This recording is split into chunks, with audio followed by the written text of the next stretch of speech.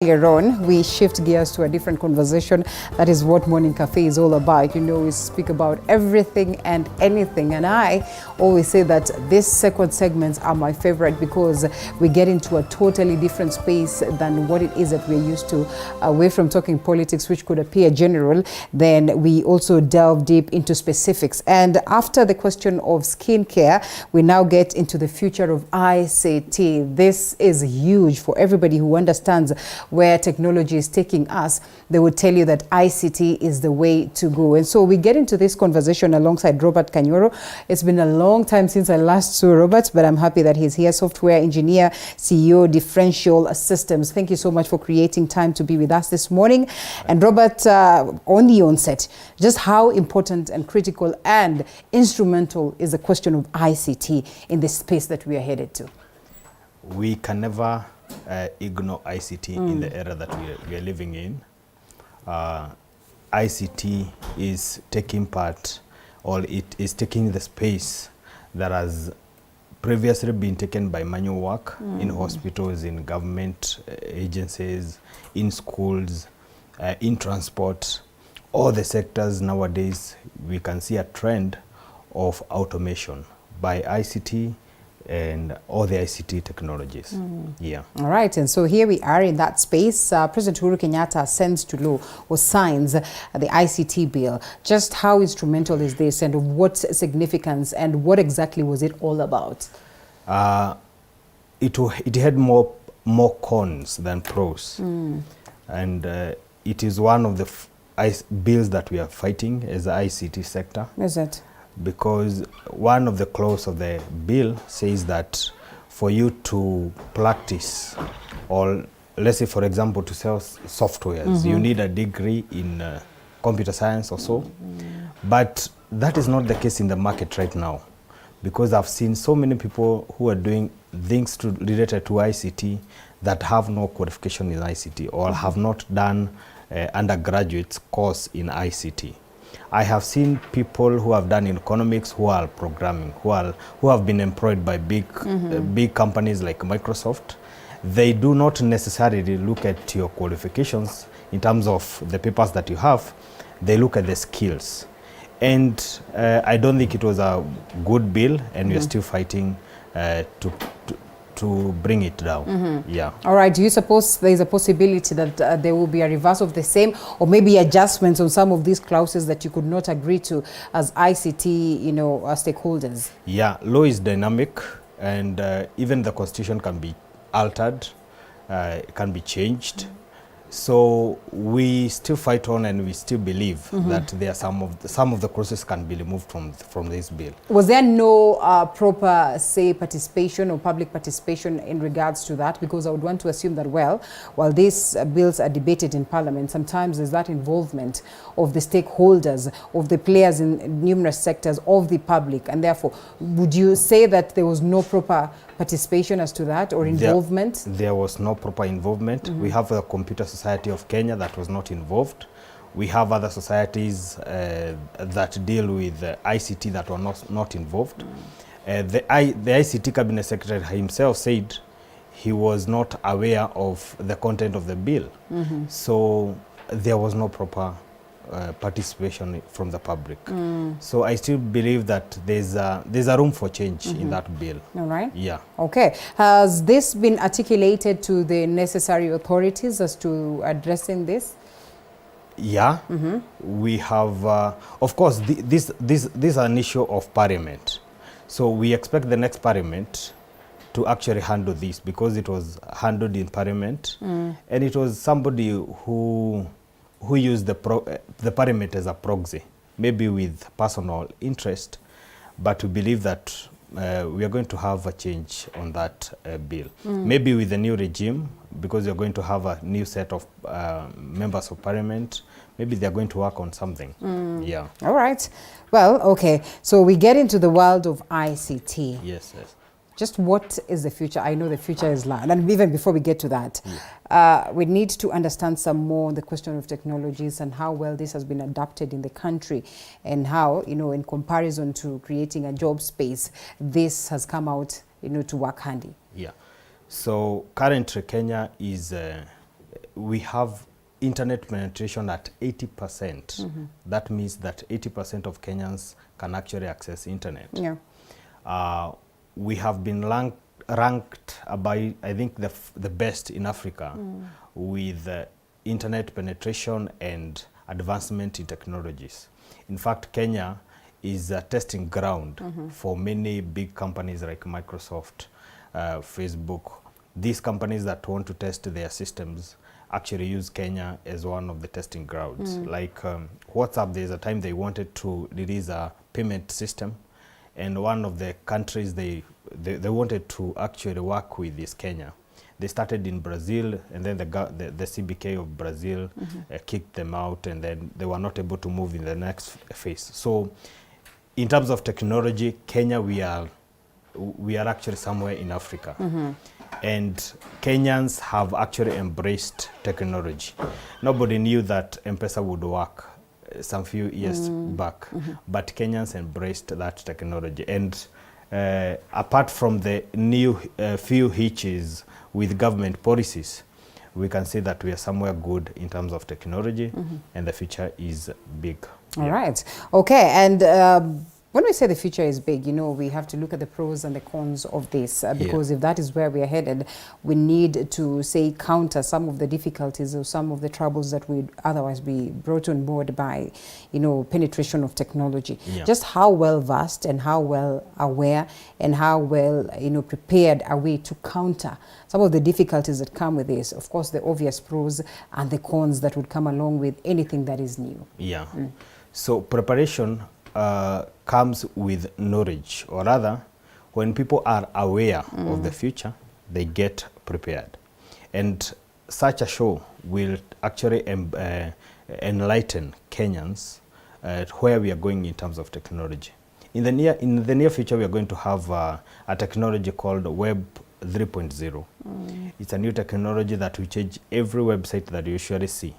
We have new technologies like blockchain. Actually, blockchain, where we deal with cryptocurrencies like Bitcoin and all that. Kenya has been ranked the best again in the holders of Bitcoin. We are actually the second in Africa from South Africa. The people that are holding Bitcoin, with the number of people that are holding Bitcoin.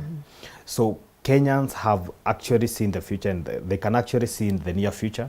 We have other technologies that are going to come up called VR technologies. VR technologies are technologies that use, you have ever seen some people wearing some spectacles and you are playing some games that are very real. That technology is going to shift to TVs, is going to shift to churches, where you are at home and you're actually experiencing. It's like a real-time experience of, yes, you can feel whatever is happening in the church.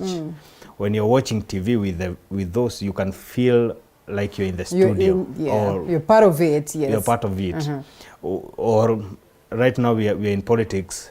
There's a rally somewhere, and you can actually wear that and feel like you're in the rally. You're in the rally. You're attending. Yeah, that's where we are going. We are going to have automation in automotive industry, that is vehicles. In the US, we have a company called Tesla. We have, which Toyota have also embraced. We are going to have electric vehicles. And the electric vehicles are actually going to be computers on wheels, not actually vehicles. So if you look in that future, then you can be prepared in so many ways. For instance, I'll give you an example. Now that we have electric vehicles that are coming up, instead of putting up petrol stations right now, you're supposed to be prepared or preparing to put up charging systems, not petrol stations, because petrol stations are going to be obsolete in the near future.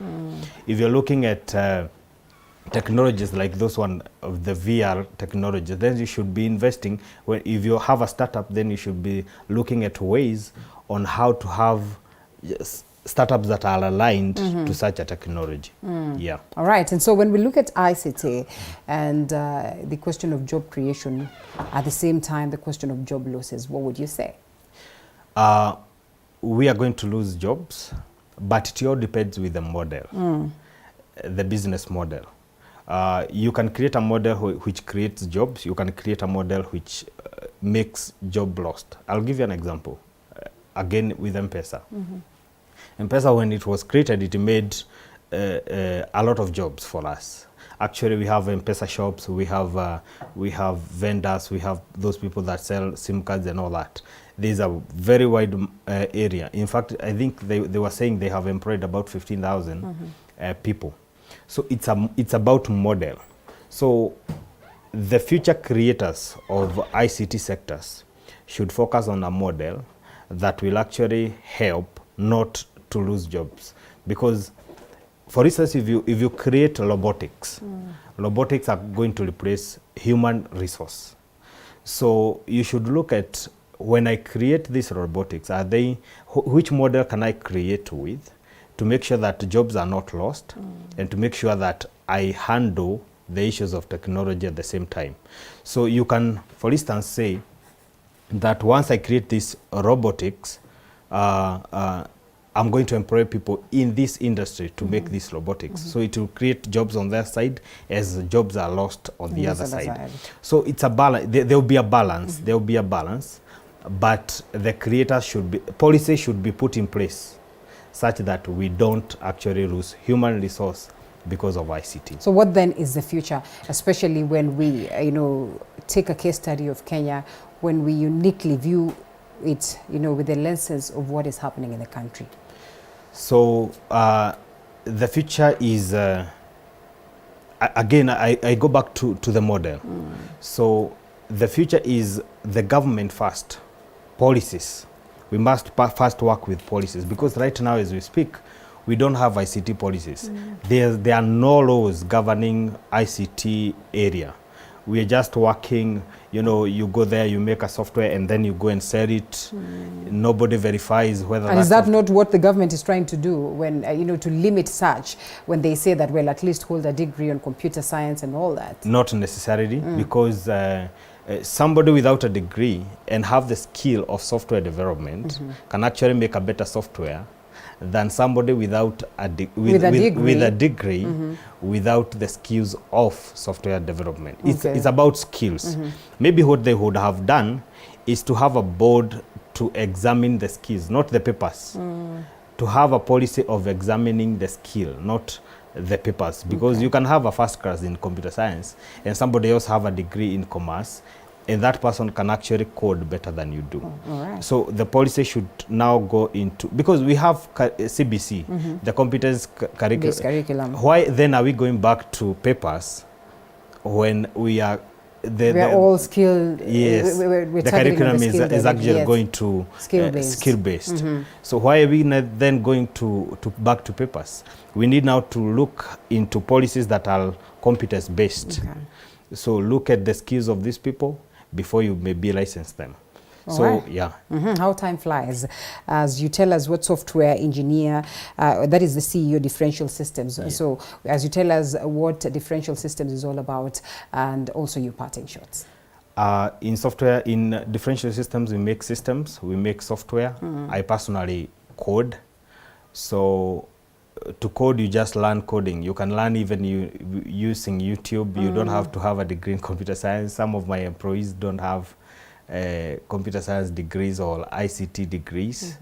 So we make systems. We get clients who have a problem, county governments, constituencies, schools, and we make systems for them. So generally that's what we do. So my parting shot is that the future will be more ICT based, and we need to focus or rather to lead our population to that sector. If you have a child, if you have a young person, you need to equip these people with these skills, because they are going to be very important. Right now as we speak, companies in the US are fetching people from Kenya a lot, and Nigeria and African nations, and they are employing them remotely, and they are paying very well. An average software developer in the US is getting about 800,000 per month. So, and I have Kenyans who are actually getting that from here, and they are living in their rooms and they are coding from there. So it's a good platform to get your children into and to invest into. All right. Well, thank you so much, Robert Kanyoro, for speaking to us this morning. How do they get a hold of you in the event that they love your assistance? Thank you. How do they get a hold of you? Your number, your social media platforms, or you don't want business? You